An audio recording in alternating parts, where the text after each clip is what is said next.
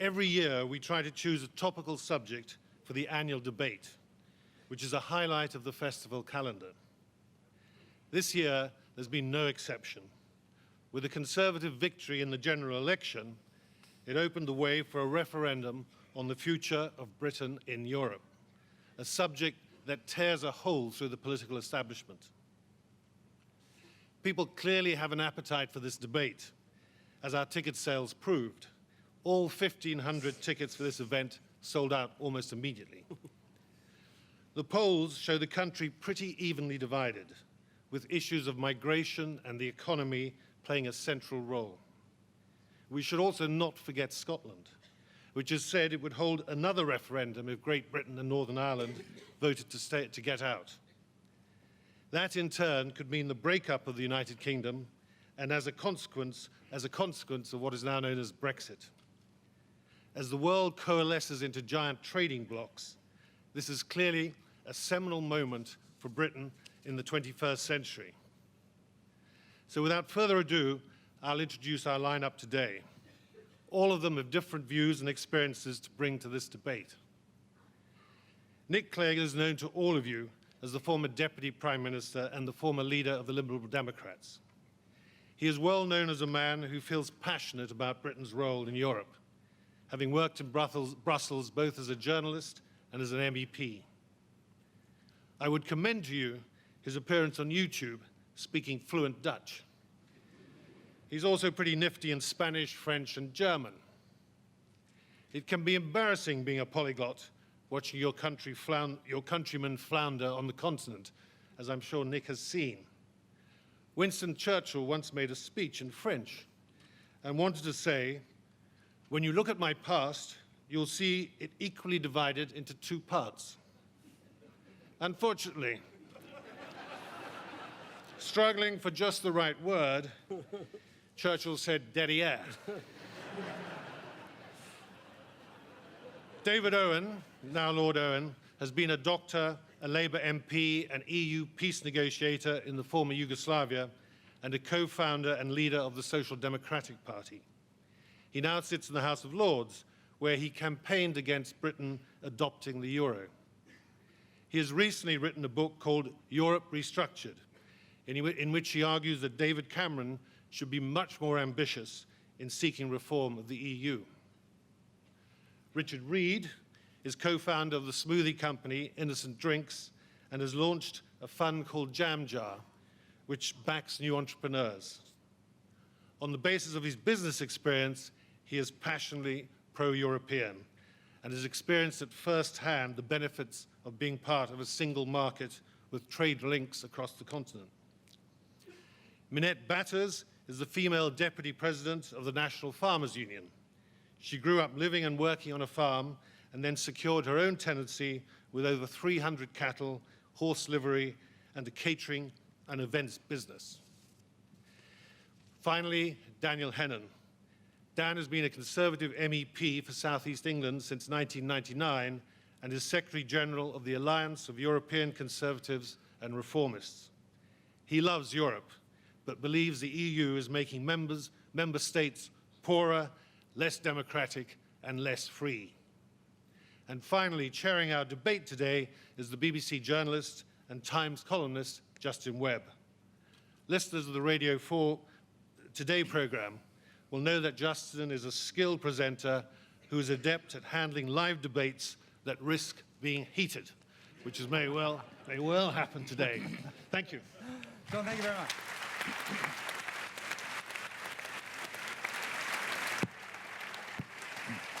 I can tell you, provided there are no architects on the panel, I feel quite safe here. We're also very nervy about doing things with Jeremy Hunt for completely different reasons, and of course, it's nothing personal.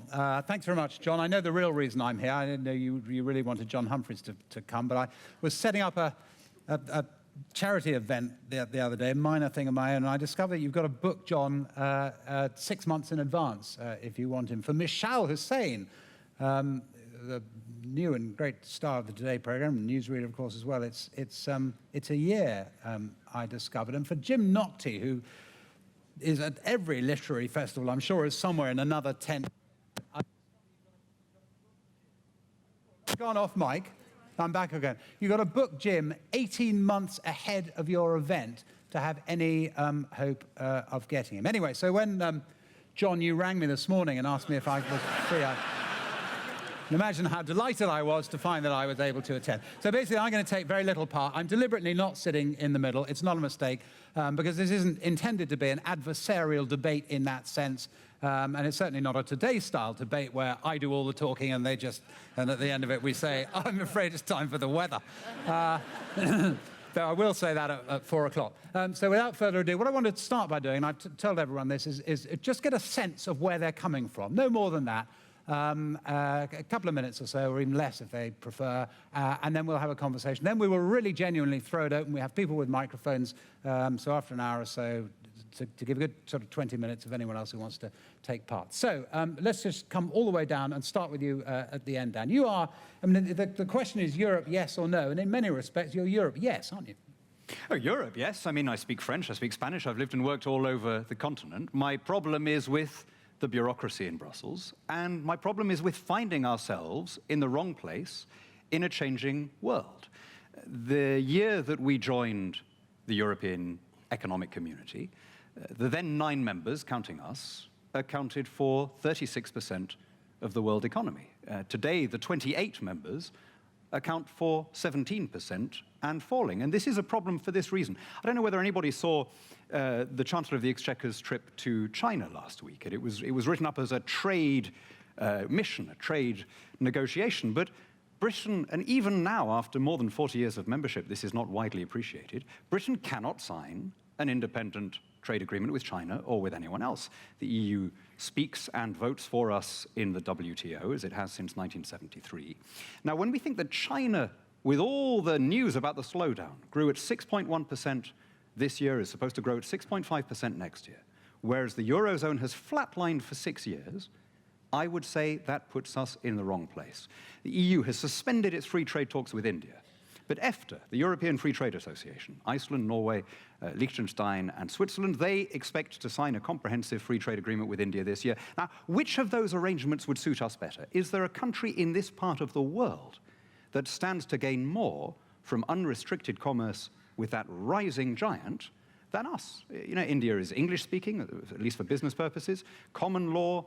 There are 1.4 million Brits of Indian origin. It's the 4th largest investor here, but we can't sign a free trade agreement with India because Italian textile workers don't want the competition and so on.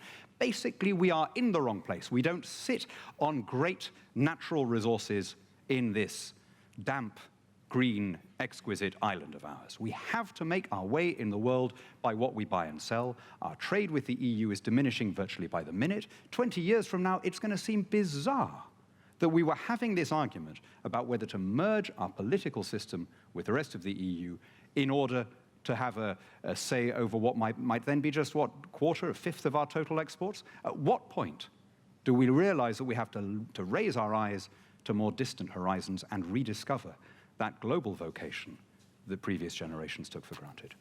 Richard.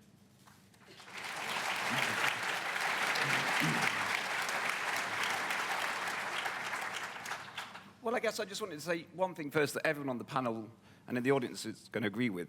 That it's absolutely fantastic that we're having this referendum, and it's a really exciting, unique opportunity. We're only going to get once in our lifetimes, and it's not politics here. This is humanity, we as a nation getting to decide. Every single vote has equal power. There's no sort of swing marginal seats that sort of hold the tip of the balance. So I think irrespective of what you think, we can all agree it's brilliant that we're getting this opportunity. And I think we should all invest as much time as possible to properly understand the argument so we have a firm view. Because at the end of the day, we will be going into those little booths and there will be only 2 choices, either stay in or come out. And that is inarguable. That is the choice architecture. You've got to choose. Neither are perfect, but it's either in or out. Now, as you said, I'm massively, unconditionally, hugely in. It's based on my personal experience. You know, I'm a guy from Yorkshire that moved down to London to make my fortune. I'm kind of like a modern-day Dick Whittington. I did so by setting up a stall at a music festival selling smoothies from it. And myself and 2 friends were happy with the way that stall went. We gave up our jobs on the Monday morning and then set about building a company called Innocent full-time. And 15 years later, we went from 3 guys from a market stall to a business that's turning over hundreds of millions of pounds, trading with 17 countries across Europe. And without the EU, without the unfettered access to what is the world's largest market, we just wouldn't have been able to achieve it. In fact, back in 2008, we probably would have gone bust. So I personally have a lot to thank the EU for, and the ability that we can trade with it entirely freely and without any sand in the machine. But it's also been absolutely, if you take Innocent as one example, a brilliant thing for the UK economy. More than 50% of the products we sell into continental Europe. But more than 80% of the people that we employ here in the UK. So we're selling the products over here, but selling the products over there, but creating the jobs over here. And I guess people in the audience might be thinking, okay, good for you, that worked for Innocent. But when you're an entrepreneur in the UK, you tend to meet other entrepreneurs. And I have a cohort of pretty much every single consumer-facing brand you can think of that's been started in the UK over the last 20 years, from Richard Branson with Virgin, to Nick Jones that set up Soho House, to Julie Metcalf that did Protomenge, to Tyrrell Crisps, to SoundCloud, to Deliveroo, to Mixcloud, to pretty much anything that's been a joyful consumer-facing brand creation and a success story. Every single one of my fellow entrepreneurs is also unconditionally, clearly, yes for staying in. And I think that's got to say something with the entrepreneurs of this country say, we are much better being part of the EU than coming out of it. Minette, speak for the farmers. You're going to be on the fence, I suspect. We have many members right across England and Wales, 55,000 farmer members. Many will want to stay in, many will want to come out. So for us, it's about gathering an evidence base. We produced a document looking at what we want and the questions that we want answered for what it would look like out of the EU. But our overriding priority is food security. I think it's worth pointing out, and I'd like everybody here to sort of think about, we have a really large population. We have 65 million people to feed in this country, set to rise to 75 million over the next decade. We have only less than 1% of farmers producing food for that 65 million.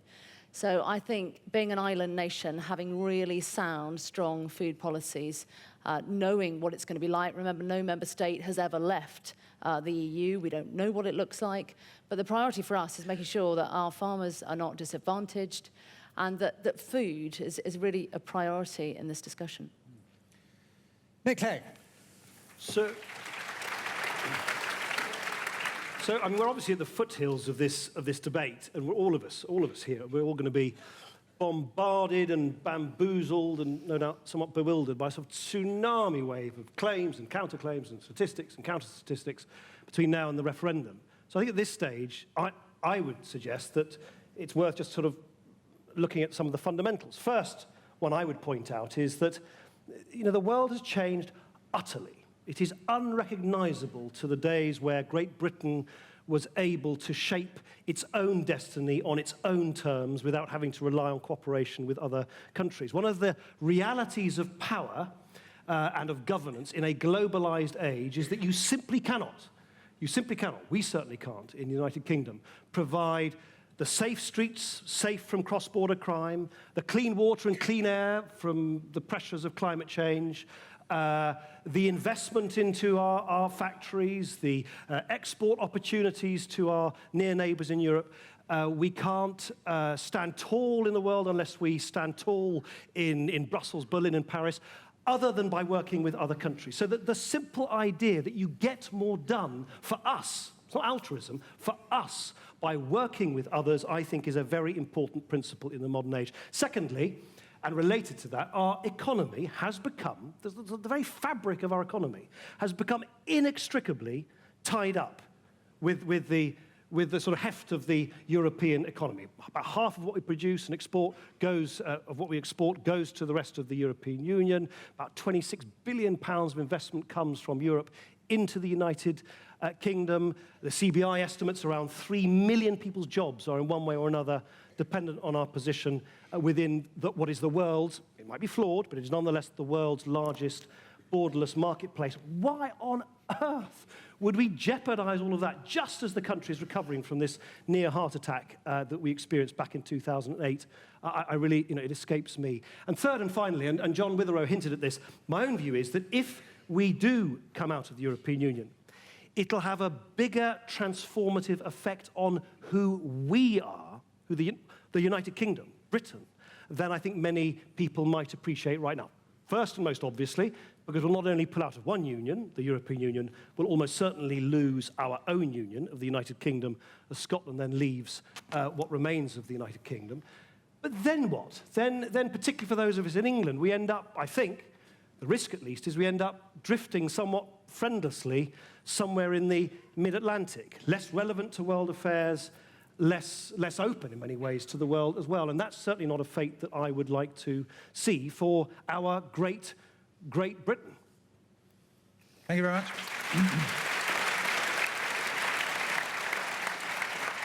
David Owen. In 1975, in the referendum, the Yes campaign, of which I was a member, said that the threat of European monetary union had been removed. Would that it had been. Of course, things have changed.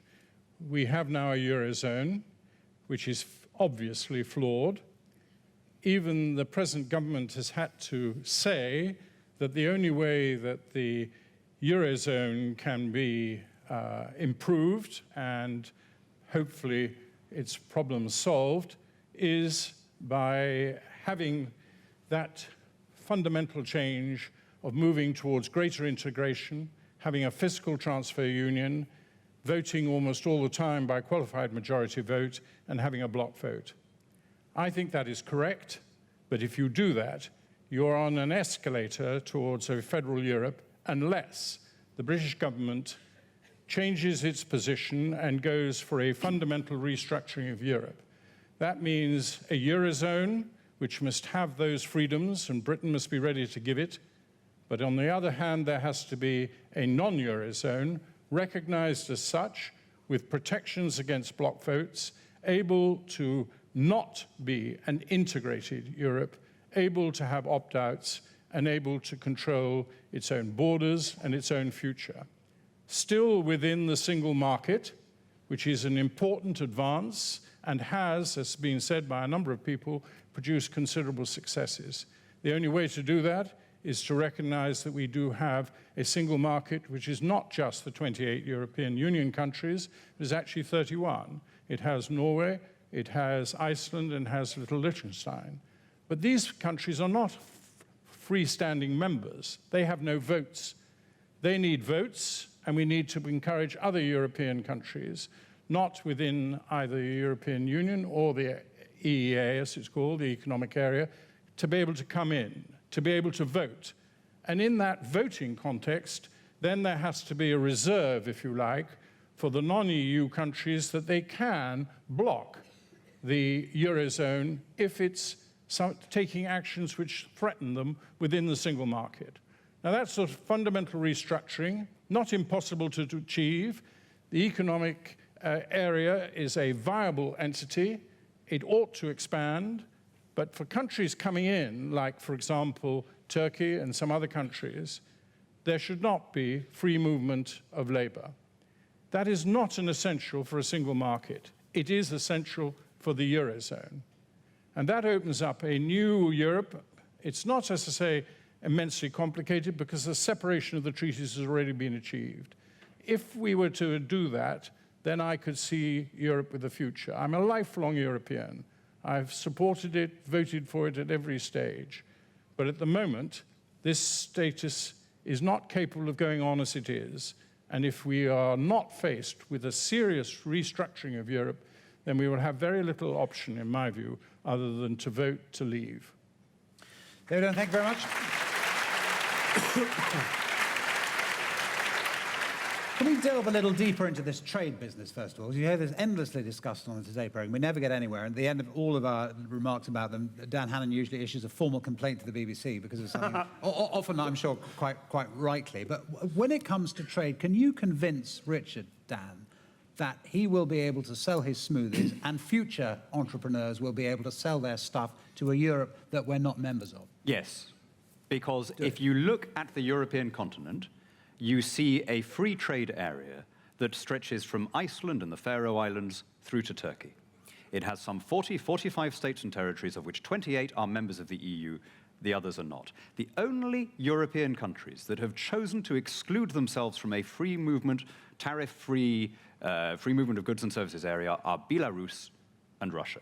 I have never heard anyone in Brussels suggest that if Britain withdrew from some of the political institutions, the common rules on immigration, foreign policy, and environment, and so on, that we would be excluded from the single market. No one has suggested that except British yes campaigners.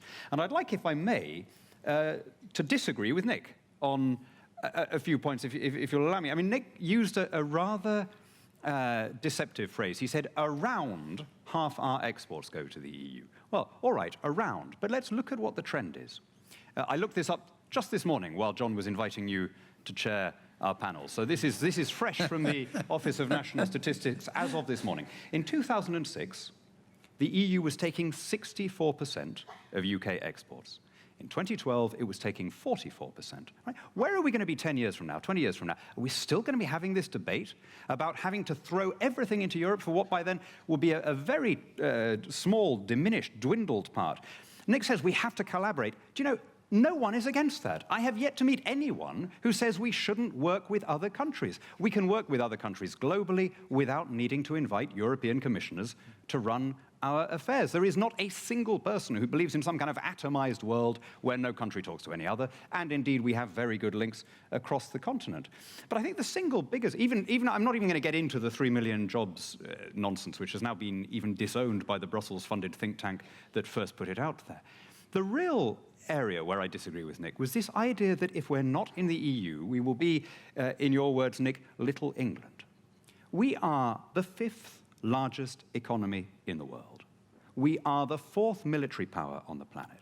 We're one of the group of 7 industrialized nations. We're one of 5 permanent Security Council members on the United Nations. Our language is the most widely spoken on Earth. We have unparalleled links with the United States, the Commonwealth. We have the best universities in Europe. How much bigger do we have to be before we're able to run our own affairs, living under our own laws, trading and collaborating with our friends and neighbors, but governing ourselves? Nick, what happens to our trade? What is your fear about what happens to our ability to trade with Europe once we left, if we did? Because plainly we would still trade with Europe. What would we not be able to do? So I think, let me try and, there's a very important technical distinction which is completely lost here. Interestingly, Dan has just conflated the two, which is between free trade and a single market, a free trade area and a single market. You've heard just Dan use them interchangeably. They are completely and utterly different, and it's very important why. A free trade agreement is basically where you reduce or eliminate the taxes, the levies, the tariffs on everything from chicken legs to plastic ducks that you trade with each other. A single market is something totally different. And by the way, the single market was created by, guess what, Margaret Thatcher, the Conservative government at the time, entering us in through the Single European Act into the single market created in the early 90s. And it is a revolutionary idea because it says, well, okay, we can reduce the taxes and the levies, which everyone, and Dan's quite right, everyone's doing that around the world anyway. But what we can, if we really want to boost trade, is we make sure that the consumer standards, the labeling regulations that your company no doubt needs to honour to export into France and Germany are basically the same across Europe. In other words, the rules are the same, so you don't all have to jump through 28 different kinds of rules to export into Europe. It's why agricultural exports from farmers in this country go effortlessly across the Europe. It's got nothing to do with tariffs anymore. That's the old debate of 20 years ago. It's the fact the rules are the same. Now, here's the really important thing, and this is where Dan, with respect, I think just willfully conflates these two things. You cannot be part of a single market and not abide by its rules. And you cannot enter into those rules without having your parliaments agree that you're going to accept those rules. So this idea of sort of untrammeled free trade, where everyone exports things but no one abides by the same rules, is simply not possible. So look, let's have a debate, and there's a perfectly forcefully held debate about leaving, but let's not pretend that there is a nice nice alternative in which we square the circle by having all the privileges of being part of a single market, but none of the rules. Works for the Swiss. That is simply It works pretty well. Hold on for the just a Swiss, second. Let richest me country in put this to Europe. Richard. When you... Can I just add one thing? Because 2 seconds. there are a couple of countries which do have access to the single market but aren't a member of it, like Switzerland and Norway.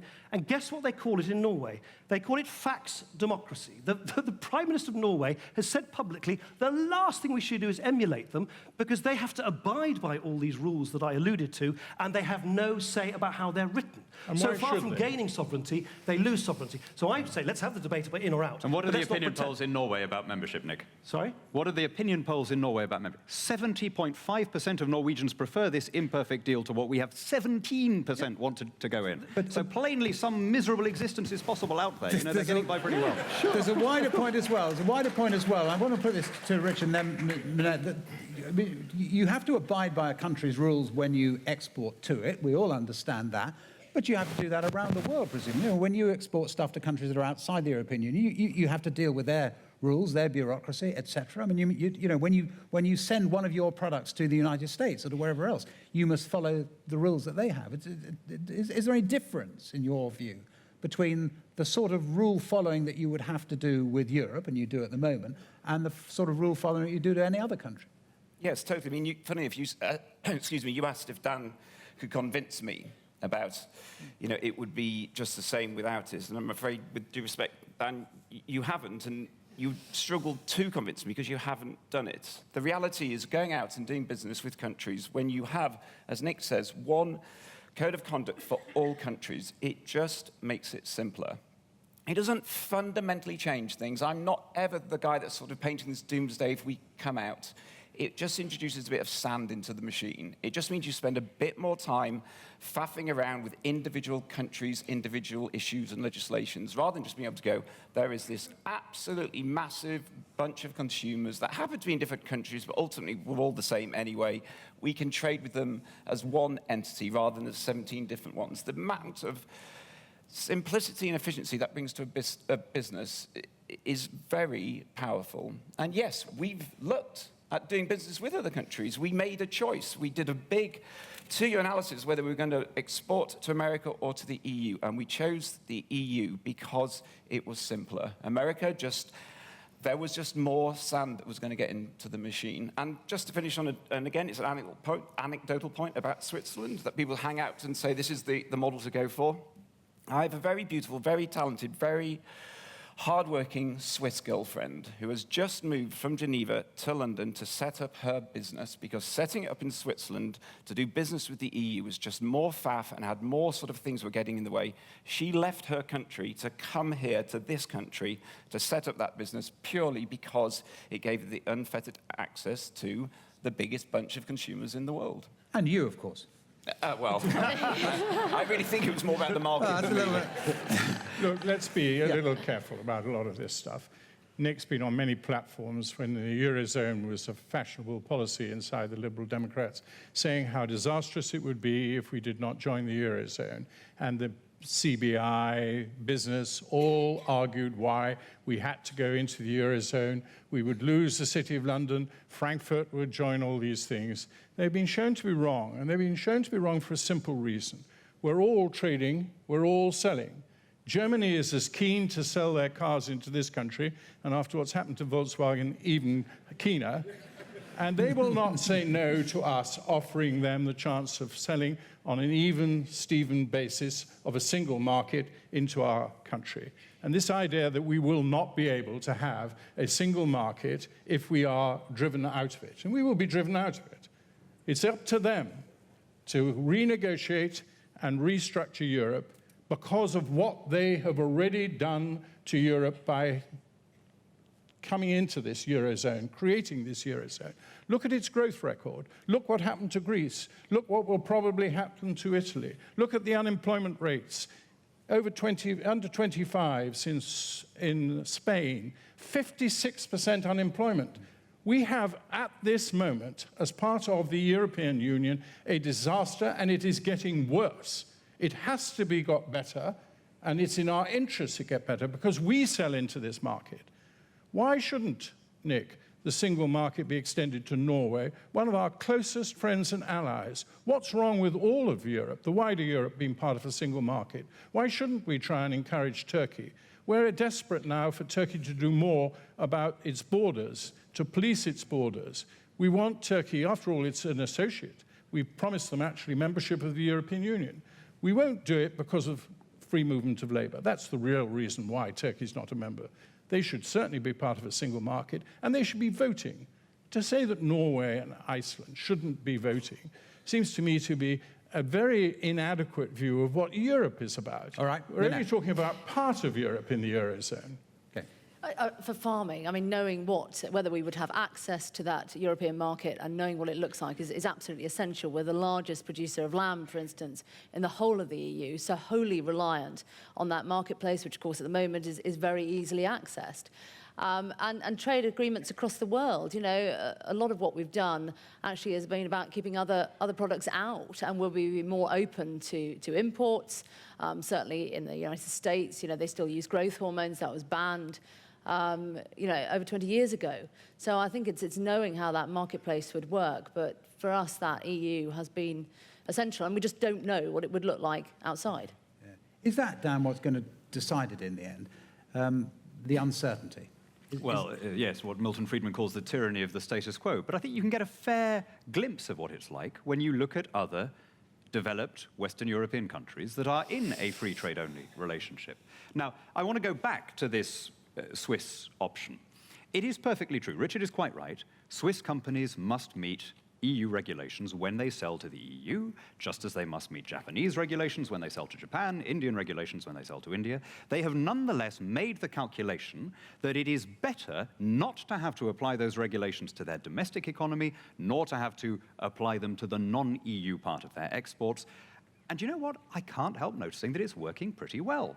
The United Nations does a league table of the wealthiest and happiest countries in the world. It looks at income, and then it also looks at literacy, longevity, infant mortality, and guess which country is the, well, in fact, guess which are the two best places in the world to be born? Norway and Switzerland. So plainly something is possible out there. Now, I have learned in these debates that it's an inexorable rule of public debate that whenever you make a parallel with another country, however narrow and limited the context, you are guaranteed to be told an unrelated fact about that country. So you cite Switzerland, someone, oh yeah, well they took Nazi gold, or you know what.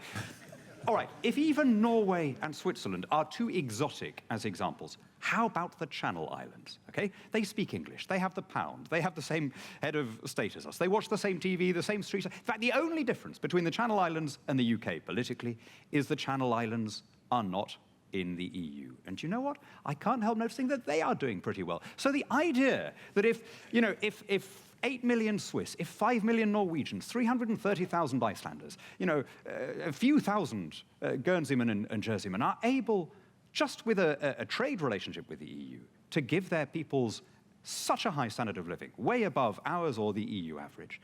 The idea that we, a nation of 64 million trading, maritime people whose enterprising energies connect us to every continent and archipelago, the idea that we could not thrive independently, making our own laws without inviting Brussels to assume the government of this country, I just think is ludicrous and is defeatist. Nick, brief one.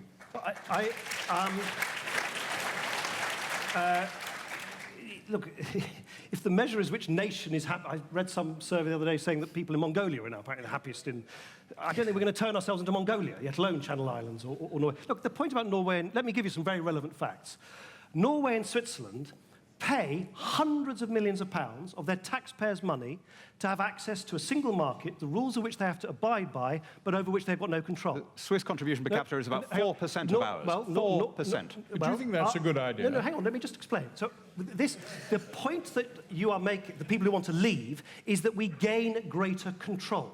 I'm not seeking to make judgments about the quality of life in Switzerland and Norway. I am seeking to make judgments about whether a great nation such as ours should give up not only control, sovereignty over the rules that govern the single market of which we're part, but also pay money into a club over which we then have no say. By the way, Switzerland and Norway, little known this, are also part of the Schengen Agreement, which we're not. So they don't even have control over their borders. So Switzerland and Norway, the great paragons of that life for Great Britain outside the European Union, have no control over their borders, no control over their laws, pay money into a club over which they've got no control. So what I don't understand is why pick two countries who have catastrophically lost control over their own fate as the model for us regaining control over ours. And my view is, which is of course why I come at this from quite a different angle, is however flawed the European Union is, of course it's flawed. So is Westminster, Whitehall, the United Nations, NATO. But we don't sort of hold a gun to our head and say, if you don't reform it exactly as we want, we're going to blow our own brains out with all of those organisations. You work hard to reform it. Of course it needs to be reformed, but I just don't think a nation such as ours can or will exercise leadership in our own European hemisphere unless we remain part of the club of that hemisphere. Can I turn from... Can I turn, as it were, from heads to heart? And something that often occurs to me listening to people arguing about Europe, Dan, can I put it to you straight, that if all of the arguments, the practical arguments, the trading arguments, the legal arguments, etc., if they all seem to be balancing up against you, would you still, because of what your heart says, want to leave? No. No, You're entirely I've made a pragmatic. I've made a cost-benefit analysis, and I've looked not only at where the EU is now, but where it's trending. And we can see where it's going because its leaders keep telling us that they want So it. it's not a visceral thing about sovereignty, about having control of our own borders and our own selves. That's not it for you. That's never been my argument about borders, no. There is an argument about democracy. I thought it was eerie to hear Jean-Claude Juncker saying there can be no democratic choice against the European treaties. I thought it was unsettling to hear Commissioner Avramopoulos on Monday of this week saying the reason the European Commission can be so far-sighted about this migration issue is that we don't have to care about public opinion and new national governments should be as undemocratic as us. I think that is a slightly scary thing from the continent that introduced the world to the idea of parliamentary self-government. But that is not my primary reason for being better off outer. You know, I don't think the European Union is kind of some terrible monstrosity. I think we will be a little bit happier and a little bit wealthier if we leave and rejoin the rest of the world. And I come back to this basic point, based on the fact because that actually, if you every speak to continent any... on the planet is growing except Europe, and we are in the wrong place. Can I put the same question to you? Robert, can you also answer it from the point of view, the standpoint, if the arguments did stack up against you, are you just, you've got a girlfriend who's outside the European Union after all. You're plainly a man who is willing to I was going to say look outside the European Union, a slightly indelicate way of putting it, but you know what I mean. You are someone who is open to the outside world. Are you still, is part of your commitment just this sort of visceral feeling that we need to be in this club? Yeah, I think you've got, look, anyone who knows the science of decision-making and how we as human beings, we all carry within us biases, whether we like them or not. And yeah, I have a clear bias towards sort of optimism, the future, collaboration. I think the human race is a team sport. So yes, I have a personal bias to we're stronger together. But the informed position I take on this specific choice of in or out just comes down to ultimately and firstly, the economy. This is why I find your position a slightly strange one, because you look at any independent think tank, you look at the voice of either big established business or entrepreneurial business, we are united in a view that GDP is going to go backwards. No, yes, we are. What was amazing was even on Thursday, Norman Lamont, who I think was a pretty good chance of the Exchequer in his time, who is now the vice president of the Out campaign, he went on the record to say that he conceded that coming out would impact British business and would reduce Britain's standing in the world. And that's a guy that's saying we should come out. Richard, you don't speak for every business. And I know when I see business lining up on this, and I see out on the outside award-winning exporters like JCB and Dyson and Tate & Lyle, and then I see on the other side some of these disgraced mega banks and big corporates and vast multinationals. I know which of those is closer to the enterprising interests of this country. Don't pretend that you speak for the whole of business. Oh, I didn't say that. I'm saying the majority of business. I mean, we can both quote logos, and I've got more logos than you've got logos, but the majority of UK businesses, both big and small, would rather stay in.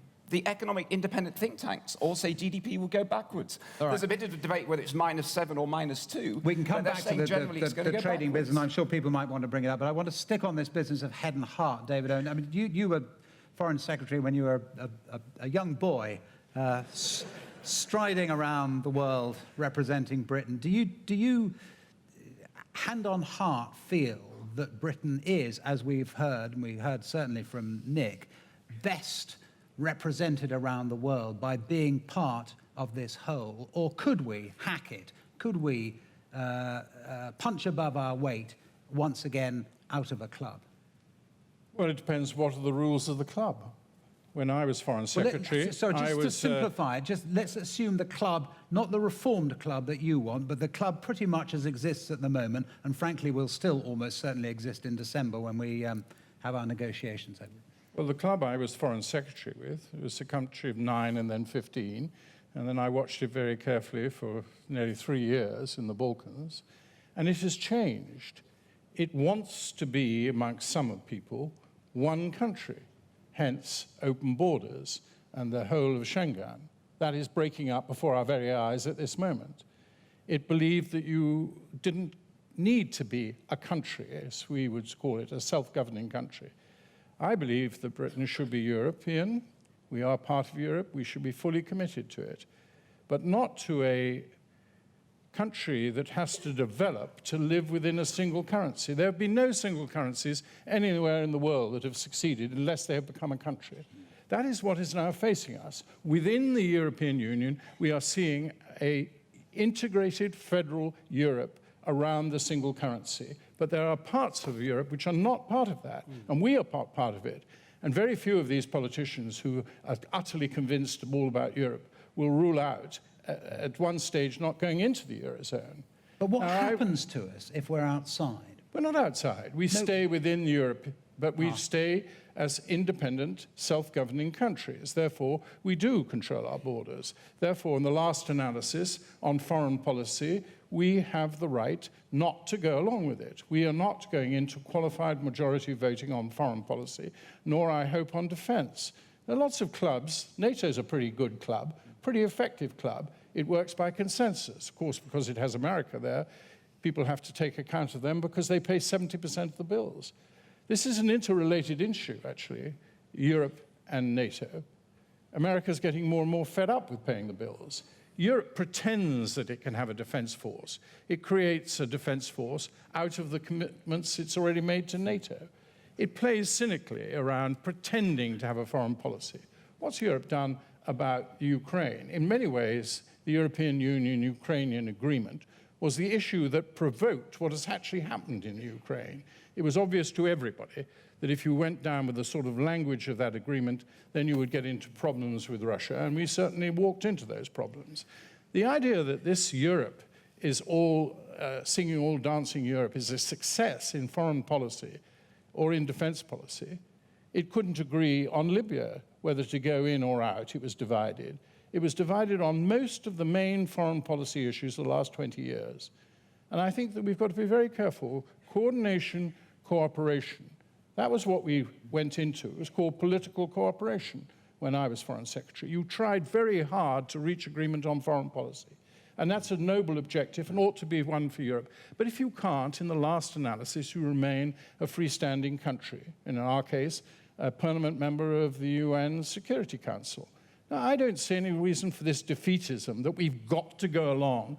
Nick said it's flawed. By God, it's flawed. Those flaws since the euro currency came into being, it's a completely new feature. We're not talking about the same Europe. We, as I said, promised the British electorate in '75 that it wouldn't ever go into a European monetary union. Can I turn to something that Nick touched on in his opening remarks, I think, and that is the impact of a decision to leave on the United Kingdom itself and on the makeup of the United Kingdom. And from the point of view of the NFU, do you have concerns about, in fact, what was your position during the Scottish referendum? What are your fears, what are your hopes as an organisation, or do you have a policy on the breakup of the EU, of the UK? On Scotland, we took a neutral position. I think what really alarmed me with Scotland was that we were going to negotiate everything afterwards. And we absolutely cannot do that going into the EU referendum. You know, we are hugely fortunate to have that single market there, but we do not know what it would look like if we were outside it. And as far as global trade goes, you know, we need government, we need the Prime Minister championing British food right across the globe. You know, that isn't happening. You look at Ireland, that is wholly focused on getting everything out of Ireland.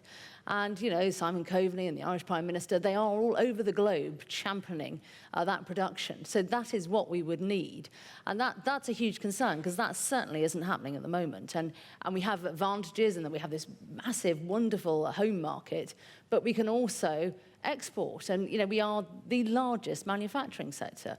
You know, agriculture produces the raw ingredients for the food and drink industry, which is bigger than aerospace and cars put together. So it's a huge industry. That is one of the things, isn't it, Dan, that people will fear. Not just what immediately happens in terms of trade, but that it sets off a chain reaction that one is no longer in control of. And that one of the first things, actually, that happens in that chain reaction is that Scotland votes to leave the UK. Look, I was partly involved in the Scottish campaign. I find it extraordinary that the SNP, which a year ago was urging Scots to vote to leave the EU as a consequence of leaving the UK, now, without a blush, turns around and says, well, of course, if the UK leaves, then that will be a trigger for another referendum. They did think they could stay. I mean, they used to argue that they could stay. Of all there were good, patriotic, sincere people on both sides of that, as on this issue. But I find it difficult to imagine any voter in Scotland saying, well, I was for the union, but I'm so desperate to be allowed to join the euro that now I've switched my vote. I mean, such a person may exist, but I have yet to hear of him. I think we need to be empirical about this. I mean, Richard was saying, you know, we all have our biases and our intuitions, and of course that's true. But we also have the capacity to judge organizations by their record. Now, the two great props of the European project were the monetary union and the border-free zone. These were the things that were supposed to make us all better off, and were also supposed to make us get on better, to boost amity and collaboration among the member states. Now, look at what's happened. Extrapolate, infer from the record. Has the euro made people better off?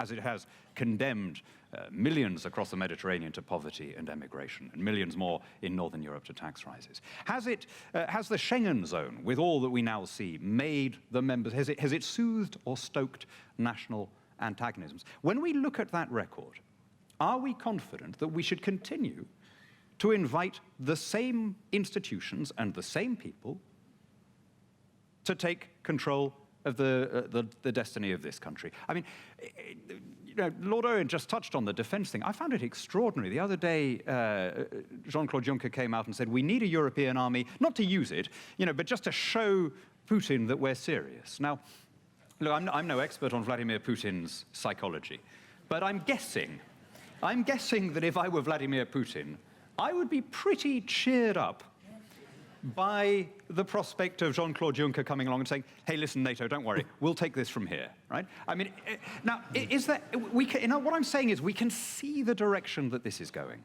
because they keep telling us that they want to lead to a common army, a common police force, common tax policy, and all the rest of it, okay?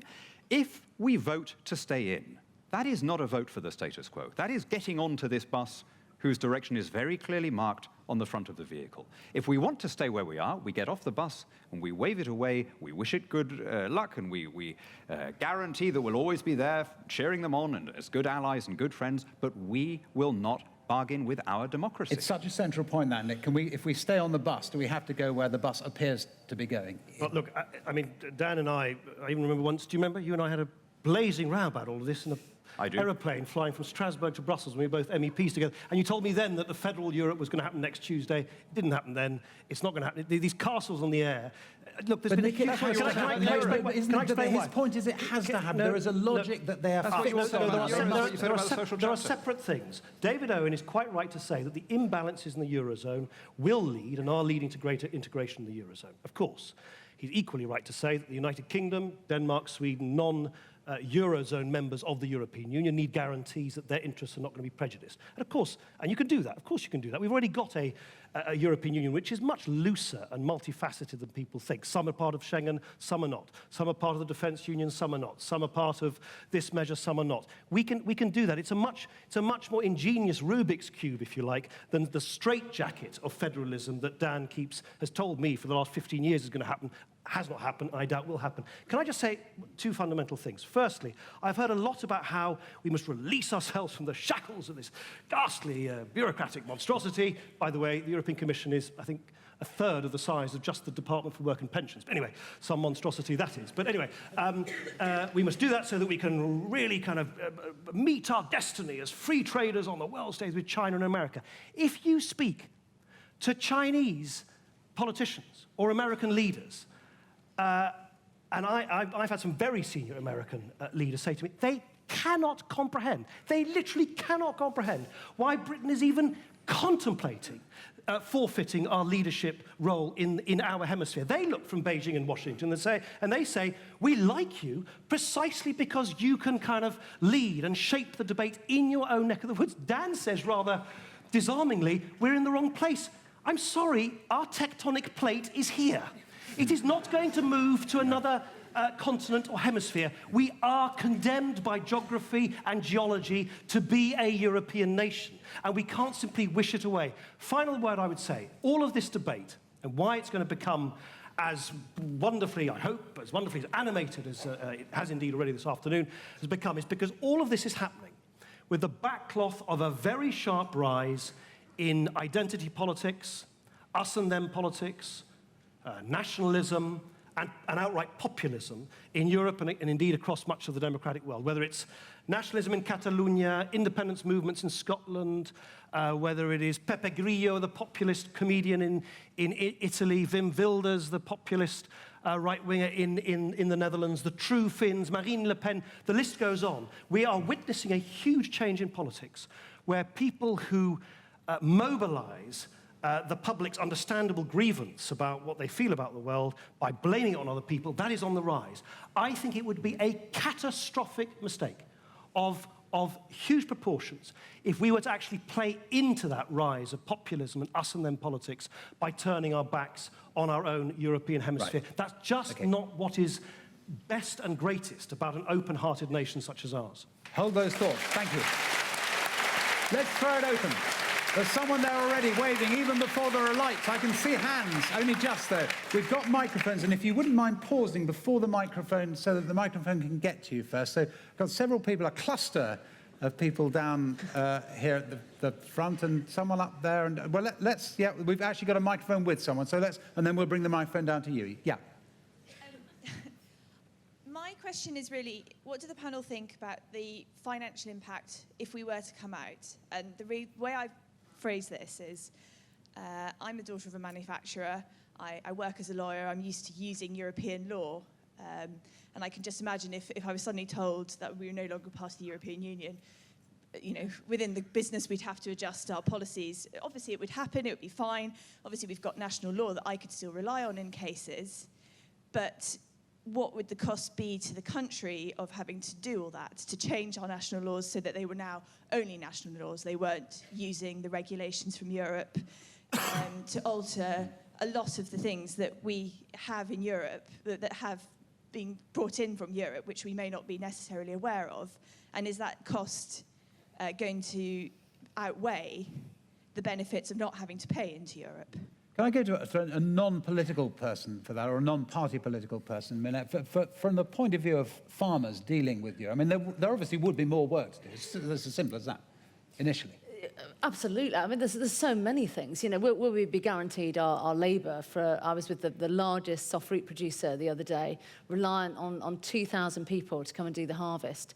That has always been done through the EU because they can move around and they come in for the harvest and they pick the fruit. So is that still going to be available? The whole cost of rewriting the supported payments. You know, we get supported payments out of the EU. Is that going to happen in this country? We haven't prioritised food production at all. So are we going to prioritise food production? Again, a small island nation with a lot of people to feed. What is that going to look like? Is that even going to be there? a huge amount of unanswered questions. I mean, the only policies we've seen are UKIP's policies, and they're written on one side of A4. It would take 7 years, I believe, to pull out. So that's a good amount of time to get this together. But there are just a raft of questions that demand answers. And we haven't even scratched the surface of it. Just briefly, Dan, how would those years then, how would that be smoothed over? What's your vision of what would actually happen to those businesses who had to make that transition? Well, we'd be starting with the acquis communautaire as it is. So what we're talking about is turning off the tap.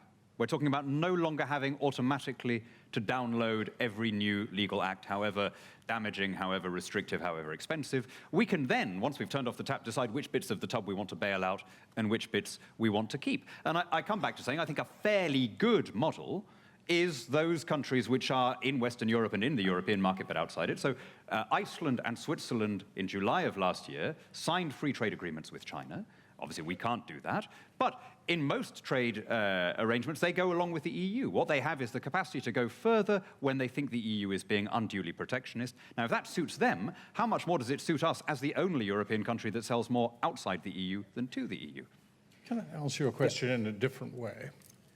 We are having a referendum because the present Conservative government fought an election and promised one. Now, if David Cameron and George Osborne are not confident that they could not handle this issue, they shouldn't have called a referendum. Yeah. And I say this quite bluntly. Yeah. It's a totally irresponsible act to call a referendum giving a free choice to the British people if you're not confident that if they vote as you don't want them to, you can't handle it. Now, in 1975, at least it was faced up to by Callaghan and Wilson. Wilson was not actually really in control of the detail, it was Callaghan. And one of the civil servants came to him and said, you know, we won't need to make changes for some months or even a year. Callaghan said, if they say that they want to leave, we have to be able to act and do so in good faith straight away. I hope that is the same position of the present government. If they lose, they can handle it. And remember this, that though you come out, you have to give 2 years' notice. And that 2 years' notice is mandatory on us. And during that period, many of these questions, which are perfectly reasonable for farmers and industrialists and others, will be answered by the government that has given them this free choice. They're showing no signs of leaving government if they lose this referendum. No, indeed no. Okay, more people. There's someone down here who's... Yeah, can we bring the microphone along? Sorry, I'll go back to you. I don't want to rip the microphone off because I saw these hands first. It seems only fair. Yeah. Let's maybe have a couple there. If you could pass the microphone behind you, so when you finish. Thank you very much. Someone over there too, yeah. Nick Clegg started with the phrase bewildered. I confess I'm confused of Cheltenham. The reason is I hear very many intellectually stimulating, compelling arguments on both sides. And I really don't know what the correct answer is, if there is indeed a correct answer. But there's only a yes or a no, presumably. What faith have you all got that your arguments will be understood by the entire population, or will... That's a very good point. Or will we be reduced the day before the referendum of the Sun says yes and the Mail says no, and all this intellectual brain power will be reduced to 2 newspaper headlines? Yeah. And can you pass the microphone behind you, sir? Yeah. Another one? It has been said at a question time that no budget can ever turn Greeks into Germans. Do you think that the EU needs to take cultural differences more into account? Yep, and one more. Also there, and then I'll come over to... There has been a lot of talk about Europe currently, but very little talk about Europe in the future, such as the future idea of a transatlantic trade and investment partnership. How gutted do you reckon the UK would be if it left this political union and got pushed out of the single market and then ended up not being inside this transatlantic trade and investment partnership? Okay, Nick, can you deal first of all with this business of whether the referendum actually will be decided by debates like this, writ large or indeed writ small, or I don't know, the popularity of the government, all sorts of other things that can intervene and Well, the history of referenda is that many people cast their vote not necessarily in response to the exact question on the ballot paper, but a lot of other things come into play. And I have some sympathy with what David says about, you know, holding a referendum without actually thinking through what might happen in this case if the United Kingdom was to leave the European Union. I've heard no answers at all about actually what would happen. The uncertainty would be extraordinary. Forget the internal rules, which the lady there asked about, but we've got 50 trade agreements that we're party to because they've been negotiated between the European Union and America and China and India and so on. We have to rewrite all of those. That would take years and years and years. But anyway, on the referendum, I think one of the things I'm assuming you've all bought tickets to come here because you're interested in this subject. I'll tell you something. I'm sure Dan can and David can testify to this as long-standing politicians themselves. Whilst all of us here might care passionately about this subject, do you know what? Lots of people don't really care. No, and this is the big difference with the Scottish referendum. I think pretty well everyone, every man and woman in the Scottish referendum was really fired up and got really informed. I have been a constituency MP for South West Sheffield for the last 10 years. I have been knocking on thousands and thousands and thousands of doors, day in, day out, week in, week out for that decade. I can honestly tell you, at no point did I ever return to my constituency office and say, you know, the thing that's really coming up on the doorstep that people really, really care about is Europe. They care about the NHS, about jobs, about crime, about all sorts of other things. It is actually never, even when the Westminster Village and the media and the political elite has been obsessed about it, actually featured very, very high in people's everyday preoccupations. It's always been an absolute internal obsession for the Conservative Party. That, of course, is like why the reason the referendum was held in the early 70s, because of internal party difficulties. The government of the day exports its own internal traumas and asks the rest of us to make up its mind for it. That's, in effect, what's happening. Anyway, we are where we are. That's why we're going to have the referendum. Yeah. But the point I want to make to you is that you're right to say that this issue, certainly more than the Scottish issue, I think could be much more susceptible to all sorts of sort of mood swings and extraneous sort of influences, because quite a lot of people who will decide this referendum, and perfectly understandably why they feel like that, don't care as much as many of us here this afternoon. Dan, can you deal with the cultural question? Because it is an interesting one, isn't it? This question of whether Europe has been, if it would be a better place. The European Union would be so much improved if it had a greater kind of sense of cultural differences around Europe. Well, indeed. I mean, if Europe were a single people, then a European democracy would be a possibility. But if you try and create a government where there is no nation, you find that it has no loyalty, no affinity, no community of identity. You can't create a democracy without the demos, without the unit with which we identify when we use the word we.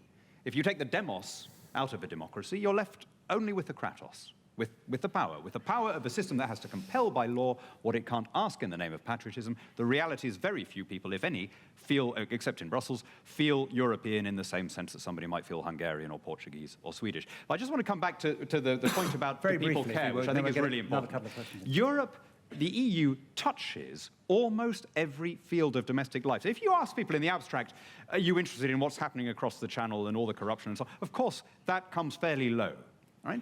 But when you look at how much it affects our daily lives, right? The weekly versus fortnightly recycling is actually the landfill directive. The rigmarole you have to go through with all your old utilities bills to open a bank account is actually the money laundering directive. You know, I am now obliged by EU law to carry my kids around in car seats until they reach a certain age or a certain minimum height. I've been looking forward to discarding the wretched yogurt-encrusted blobs at a much earlier stage than that, and I speak, obviously, of the car seats, not the children. The point is not whether that's a good or a bad policy. The point is, how on earth have we reached the stage where that kind of issue has to be imposed uniformly on 500 million Europeans? Can't we decide issues like that closer to the people that they affect? We've got a microphone over there. Yes, madam. No, it's a gentleman. A question for Go for it. Mr. Hannon, chiefly, if I may. In his glance at the trade figures this morning, which does seem a little bit last minute, if I may say so, Did he not observe that while indeed if our percentage of exports to the EU has diminished by 3 or 4 percentage points over 20 years, in real and absolute terms, and it's not surprising given the growth of the BRIC markets, they have in fact risen.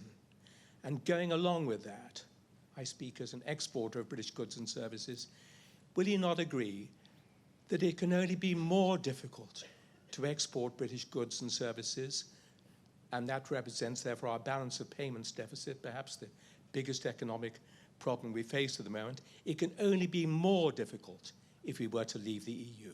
Dan. Well, I'm going to say it one last time. There is a pan-European free market.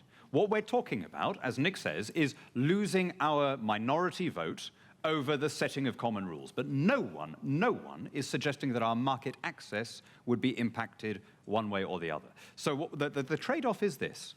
You lose a minority vote over the setting of rules, much of which, as Nick admitted, was already done, was, as he said, a British creation done by 1992, in exchange for the ability to sign bilateral deals with all the bits of the world that are actually growing in a way that the EFTA countries do. Now, ask yourselves this. If we were not now in the European Union, right, given the way the economy is panning out, given the way Nick says we're tectonically in Europe, yeah, but you know, we're in an age when geographical proximity has never mattered less. The internet makes it as easy for a company in my constituency to trade with New Zealand as to trade, in fact, easier, because the Kiwi company, unlike the French one, is English-speaking, common law, uses the same accountancy system. If there's a dispute, it's arbitrated in a way that they both recognize. You know, we would not now be making the decision that we made out of despair in the early 70s to go in with what looked like being a successful economic bloc on our doorstep when we look around and we survey the big picture, which is that every continent on the planet is experiencing economic growth except one.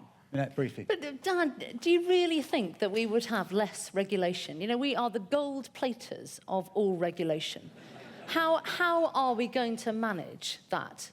I don't want to bring powers back from Brussels and then leave them festering in Whitehall. I want to push them downwards and outwards do you see that to changing? local council. Yeah, I do. I think the mood in Britain is towards localism, towards the decentralisation of power. I think the government of which Nick was a member made substantial progress towards more local democracy, more autonomy. But there is a fundamental tension between wanting to push powers down in Britain and at the same time pushing them up to the European Commission. Back out to the microphone there.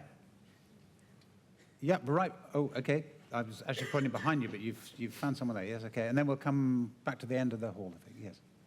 Listening to Dan, I think there's a certain elasticity in your timeframes there. You've said that, yes, the EU currently is a very substantial economic power, but it's declining. You then said, it doesn't matter because we are the 5th biggest economy in the world. But we've no mention on the trend for the UK. And that seems to me is the real question here. This isn't about Europe, this is about the UK and about England and about our place in the world and how we see that developing. Do you really believe that this little wet and windy island will remain the 5th biggest economy in the world while the rest of the world is levelling up with globalisation? That's the question. Hold that thought, that question. Or can we go back? There's several people right in the middle here. There's no one at the very back who's very interested. Maybe that's why you're sitting at the very. Yes, there is. Sorry. There's a. So if someone can go up the stairs, that we get at least one person from the back of the audience. I've just got, you know, impartiality on the brain. Really, I feel that we need to go. Yeah. Even if we ignore most of you, which I fear we will, because there are an awful lot of people who want to speak, we'll at least go around the hall. Yes, sir. It ties in with that in a way. This has been a very hard-nosed debate about economies. That's the basis we entered. I always feel it's a wonderful thing that whilst my grandfather fought in a European-inspired war or a European-centric war, my father did also, that I have never been called on to fight, and hopefully my son never will be too. I don't know what the European Union's contributed to that, but and whether there is more contribution by NATO. I'd be interested to hear what Lord Owen says. But I do think it's something you need to take into account, and there is room for a bit of heart as well as head. Yeah. Okay, hold that thought. And someone right at the very back. Yes. Here we go.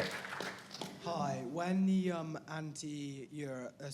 when the pro-Europe campaigners are talking about how one of the biggest obstacles to leaving is that there'll be a transition process that will take a few years, is it not the case that if we do stay in, there'll be a kind of negotiation process anyway, and that kind of makes that argument a moot point.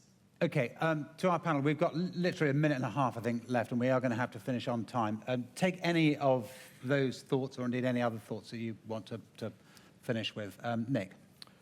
Well, first, I strongly agree with the gentleman who said, of course, this is, I mean, it is head and heart, isn't it? It's not one or the other. And I don't think, I've heard some people sort of claim the European Union is the reason we've had an unparalleled period of peace. I think I think it's a slightly silly claim, but it is clearly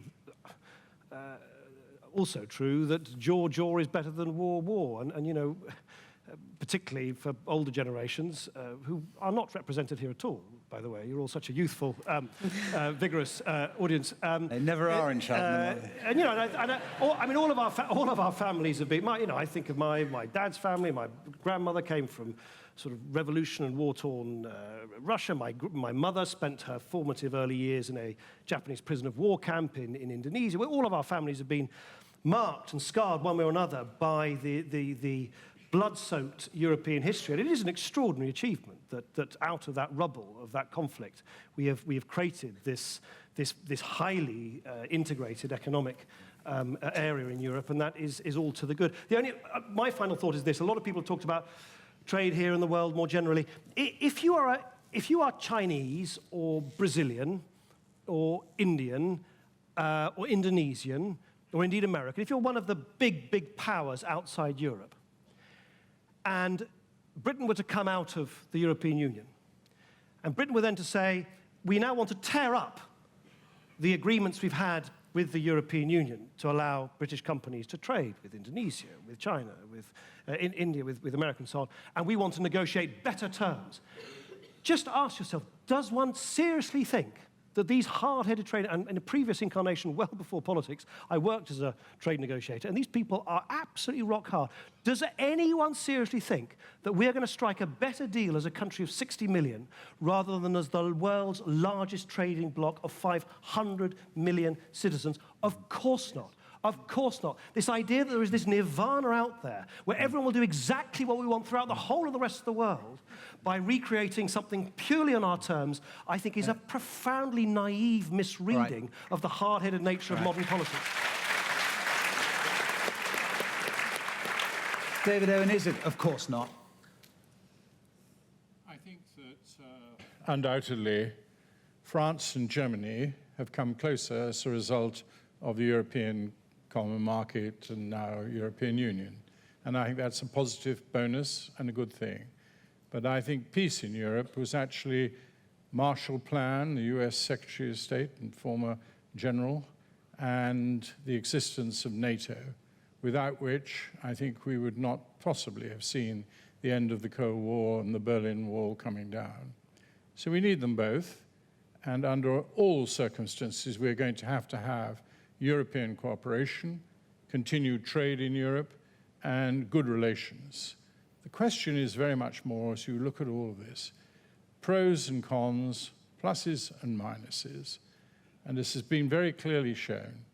You have the Eurozone, which is a disaster, and it has to be changed, and it's in our interest to change it. If it is not changed, then we would not continue with it.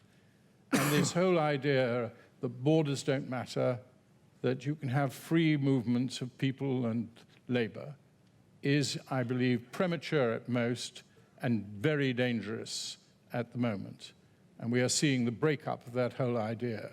The problem with Europe is pretension. It pretends to be what it's not. It is not a country, but it constantly tries to place itself more and more as a country and fails when it tries to. Dan. I share Lord Owen's sense of the history. I think it makes, ask this question. Are we right to see the European Union as the cause of peace in Europe? Or doesn't it make more sense to see it as a consequence of a European peace that was based on the defeat of fascism, the spread of democracy, and the NATO alliance? Or ask this question. Look at the impact of jamming different peoples together through the euro and through the Schengen zone. Look at how German newspapers now refer to Greece and vice versa. Would you say that this project of pushing these countries together is soothing or stoking national antagonisms. It is perfectly possible to live together as good neighbors rather than as squabbling tenants. Very quickly on, are we still going to be the 5th largest economy outside? Well, according to current trends, we are going to overtake Germany at some point in the 2030s. We're going to be the 4th largest economy. We've got to get out of this kind of this habit of declinism that we formed in the 70s. We are exporting vodka to Poland. We're exporting tea to China. We're exporting kayaks to the Inuit. We are a tremendously successful trading people. We should think more widely than what's happening. Yes, we may have passed our greatest point, but there's still a lot left. Though much is taken, much abides, and though we are not now that strength which in old days moved earth and heaven. Enough. That which we are, we are.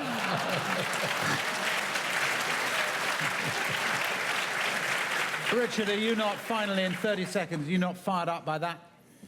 I like what the gentleman said about being confused of Cheltenham, and that's the reality of how it is. There's a third of us that are for in, currently. There's a third like Dan who are for out, and there's a third that's undecided. So it's actually the confused of Cheltenham that are going to decide this.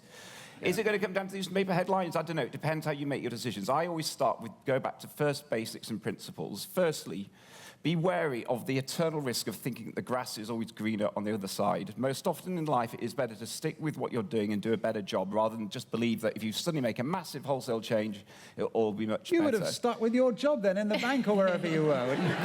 From the age of eight, I wanted to set up a business, and I just stuck with it. I had businesses that failed, and I kept going, and I kept going. So I'm all about sticking. Making better.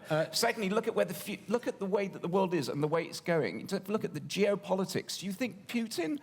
I think Putin is rubbing his hands with glee with the idea that we're going to be infighting amongst ourselves. Right. That is the dumbest thing that we do look at geopolitics. And then, in terms of our future generations, the biggest risks: climate change and terrorism. Two things that we will be much better at tackling together rather than separate. Minette, do you want to? Yes, please. Yeah. 2 seconds. 2 seconds, that's unfair. That's a bias. Just very quickly, Life isn't fair. Small island nation, and given as Nick says that we can't move our tectonic plate, when you all drive home, when you all go out of here, just north, south, east or west, look around you. Farmers have to be at the heart, I believe, of food security, water resource, climate change. It's got to be managed. I applaud this debate. I hope we'll have a lot more of it, because there's a real danger, as this gentleman said here, that this debate will come down to immigration and regulation, and there is so much more at stake. We have crashed the pips, ladies and gentlemen. We're well over. A round of applause, please, for all of our panellists. Thank you so much. And thank you as well very much for coming.